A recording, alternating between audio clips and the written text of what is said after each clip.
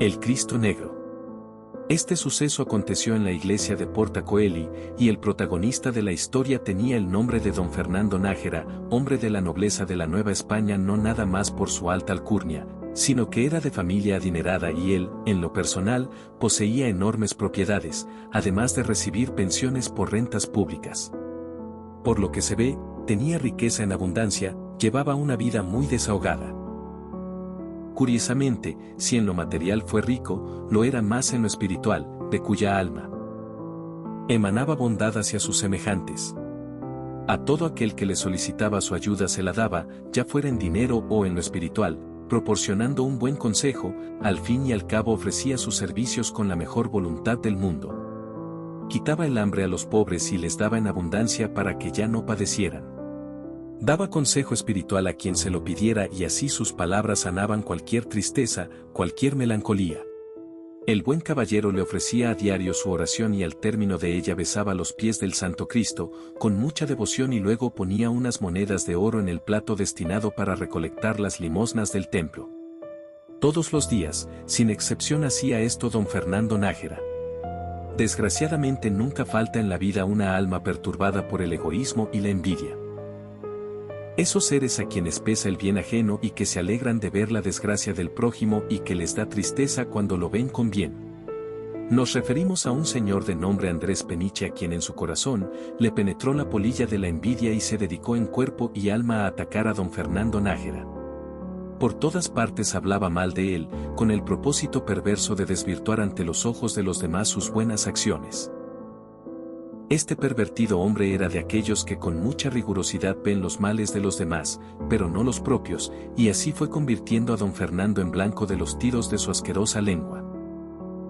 Tanto lo atormentó la envidia que los celos de don Fernando lo atosigaban a toda hora, y para su mala fortuna esta mala pasión llegó a cegarle el entendimiento y trató obsesionado de hacerle al noble caballero todo el mal posible, hablando de él ante los demás, o ya fuera obstaculizándole sus negocios. Pero entre más se empeñaba en dañar a tan fino caballero, curiosamente a éste le iba mejor y obtenía mayores ganancias. Esta situación desde luego acabó por hacerle más mal a Andrés Peniche, quien tornó su envidia por odio, escupía el nombre de don Fernando, y así lo aborrecía cada día con mayor fuerza, bramaba como toro salvaje contra él, lo maldecía y le dirigía ofensas terribles, hasta que todo este odio lo llevó a concebir la idea de matarlo. Se quedó saboreando en su mente embrutecida por el odio, esta idea que cegaramente se la aconsejaba el mismo diablo.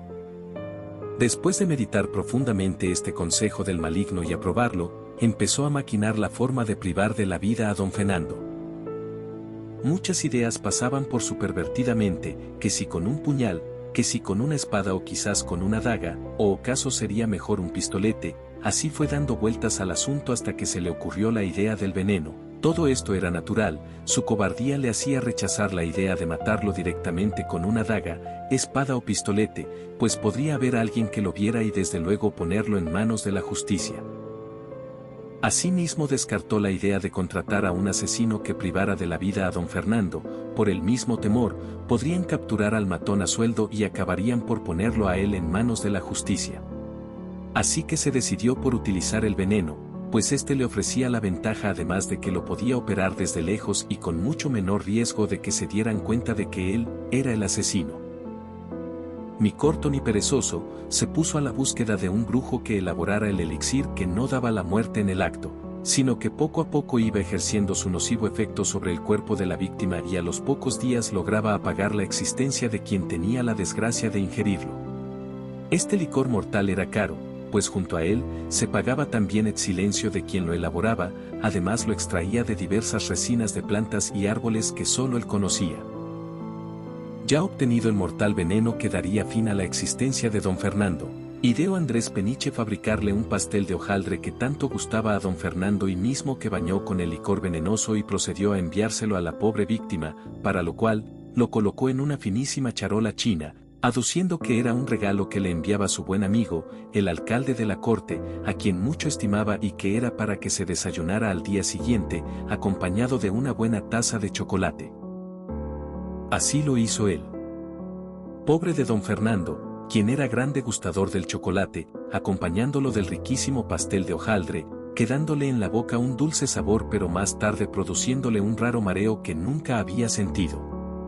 El victimario, con gran curiosidad, por ver qué le había pasado a don Fernando, se puso a seguirlo. Bien sabía que éste, fiel a su costumbre, no dejaba de ir a la iglesia de Porta Coeli, para asistir a la misa como siempre, vestido con su capa negra y su fino sombrero de pluma de ganso y saludando a todos aquellos que se iba encontrando por su camino. Penetró en la iglesia y se acercó al Santo Cristo, a quien le oró en la forma acostumbrada y se hincó a besarle los pies, pero en el acto mismo de poner sus labios en los pies del Cristo, estos se obscurecieron de repente, y así, paulatinamente toda la figura fue tomando un color oscuro, hasta quedar totalmente negro, como si éste hubiese sido tallado en madera de ébano. Los fieles que se encontraban en el interior del templo, miraron con asombro lo que estaba pasando, pues el color marfil que tenía el Santo Cristo, se había puesto negro ante sus propios ojos. Don Fernando estaba más asombrado aún y se preguntaba a sí mismo, cuál sería el motivo, por el que, al poner sus labios en la santa imagen, ésta se había tornado obscura.